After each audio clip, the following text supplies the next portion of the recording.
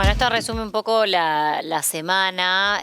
Por supuesto que el dolor de una madre no se va a compensar ni siquiera con esta ley, más allá de encontrar algo más de justicia, que es un poco lo que ella dice, ¿no? Que no haya ningún tipo de consecuencia. Ahora, da la impresión, viendo el informe, que todo es a favor de la ley penal juvenil. Bueno, las encuestas miden un 70% más o menos de aprobación. Es bastante difícil porque es difícil discutir el dolor.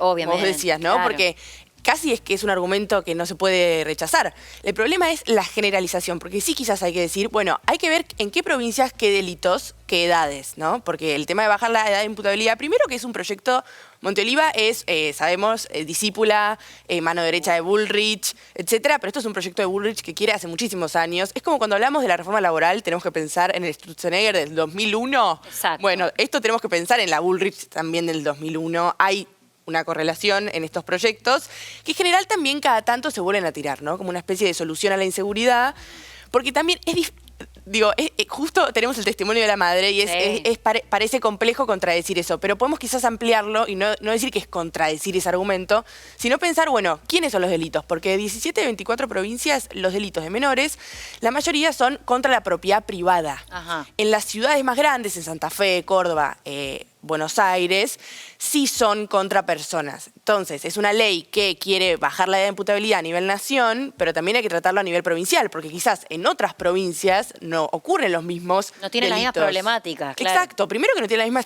infraestructura, porque ampliar la ley de imputabilidad es, bueno, mejorar las cárceles, que ya sabemos que igual están en condiciones bastante deplorables. Entonces vos tenés que también ver qué vas a hacer con bajar la edad de imputabilidad, cómo vas a acompañar desde el sistema penal eso. Eso me parece un punto clave, porque me imagino que no es, más allá de que la reinserción a la sociedad tiene que estar en cualquier edad, me imagino que no es el mismo trato para un hombre, mujer mayor a los 30 que Obvio. menor de 15. Exacto, ¿no? Y además también el problema es la edad, porque se está diciendo 14 años... Bernie dice que no tiene que haber edad, no tiene que haber límite. No sé cuál es el límite de Bernie, no sé qué significa ampliar, si es hasta los 8 años, cómo será. Claro. Pero sí, hay un consenso, también está disputado dentro de la propia Libertad Avanza, si es que se va a hacer 14 años o 13. ¿Por qué? Porque un ala más dura de la Libertad Avanza dice, porque además...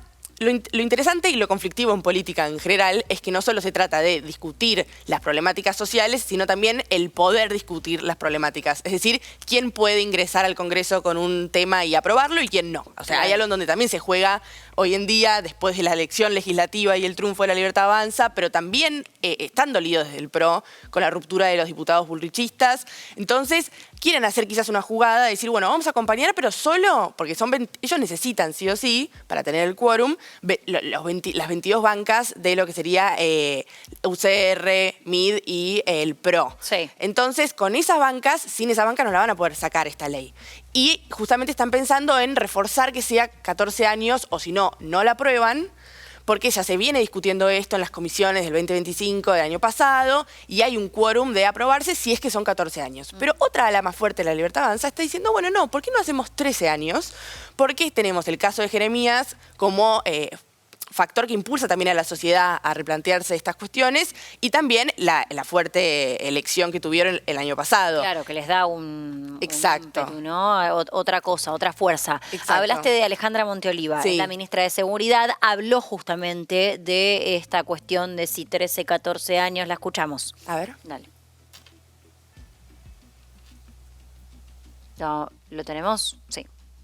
Mira, en primer lugar, por fin el tema va a esa reducción en la edad, porque en primer lugar hay medidas únicas. La bajada de la edad, a mí creo que debería ser como se viene planteando. Si usted me pregunta a mí, creo que debería ser menos allá de generar acuerdos, es realmente trabajar sobre la evidencia, ¿sí? Y la evidencia hoy nos está mostrando que también hay que trabajar sobre eso y es el reclutamiento de las organizaciones criminales, ¿no? Hoy las organizaciones criminales reclutan niños. Sí, reclutan niños. No hemos dimensionado el impacto que eso tiene. Entonces, es decir, hay que trabajar, por supuesto, la baja de la edad es un factor fundamental, pero hay que leer el mapa completo, ¿no?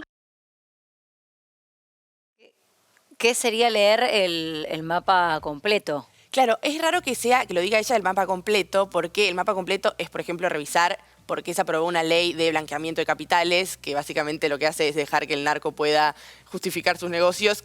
Y son esas las organizaciones que después cooptan a los niños. Claro. Y cooptan a los niños en los barrios porque no se pueden endeudar más, entonces se endeudan con el narco. Entonces hay toda una estructura detrás de, bueno, ¿cómo llega una organización criminal a un país y cómo llegan a cooptarse los niños? No es que la niñez de por sí es un potencial criminal, sino que es la vulnerabilidad social. Entonces vos si no contenés socialmente, por supuesto que van a haber otros negocios, la gente tiene que comer igual y ante no comer muchas veces es una situación. El problema de esto es que siempre cuando uno quiere tratar de entender el fenómeno social, de poder darle una carga un poco más comprensiva a las niñeces, que también están atravesando formas muy duras. Hace un rato en el informe aparecía el juez penal de Catamarca, que mencionaba que una cosa es un despacho y hablar desde una situación de comodidad y otra cosa es verle la cara a los niños todo el tiempo y ver que están desolados, que están cansados, que tienen el futuro arrebatado. No es lo mismo hablar con esos niños a la hora de pensar en estas discusiones. Ese sería en realidad un panorama más amplio. La ONU y UNICEF y todas las convenciones internacionales de los niños recomiendan que no sea menos de 14 años. Acá tenemos a Monteliva diciendo que para ella debería ser 13 o menos.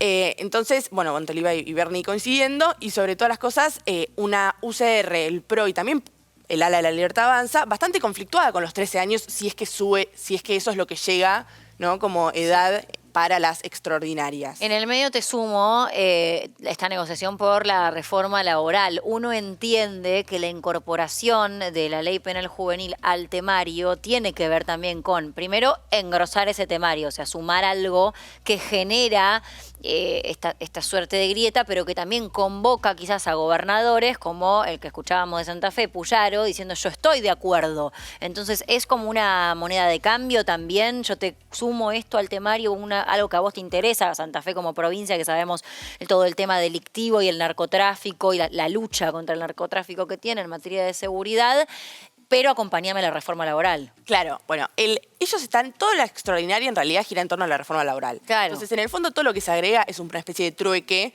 Por eso lo que decía antes es que es interesante y al mismo tiempo es problemático que cuando uno habla de las extraordinarias siempre tenga que fijarse no solo en, bueno, qué pesa a nivel social, qué le importa a la sociedad, etcétera. Porque, por supuesto, son todos temas que le importa a la sociedad. Trabajar, la seguridad, la ley de glaciares, que también son los recursos naturales. Sí. Todo lo que se trata es algo que importa a la sociedad. El tema es que también tratarlo es una carta política, es una carta de poder y es una carta de negociación también. En esa clave, por supuesto que todo este temario es para que se apruebe la reforma laboral, porque en el real conflicto de la reforma laboral, porque no debería por qué ser conflictivo para un montón de gobernadores que tienen la misma línea que el gobierno. El problema es que se los toca algo de la provincia, que ya están bastante perjudicados, que es una especie incluso de reforma tributaria que pega como de costado a la reforma laboral, que es la baja de los impuestos de las ganancias, que lo que va a suceder es que baje casi 4 puntos de recaudación las provincias. No le gusta nada a los gobernadores. Eso es lo peor que le podés hacer a un gobernador.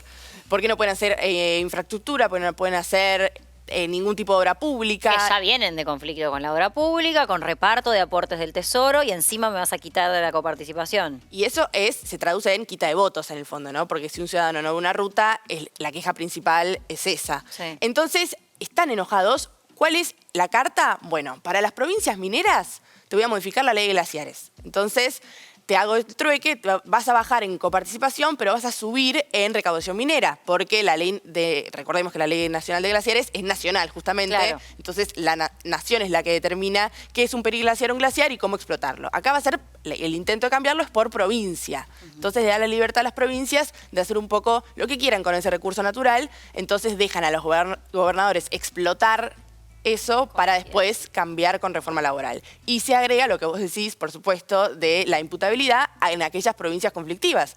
Yo me pregunto igual en aquellas provincias, como mencionábamos las cifras de las 17 de 24, que no tienen ese tipo de nivel de delitos. De hecho, incluso si uno va a las estadísticas, muchas especialistas en seguridad estaban mencionando alrededor del 94% de los delitos no son de niños y niñas, ¿no? Digo, hay que recordar que quizás impacta.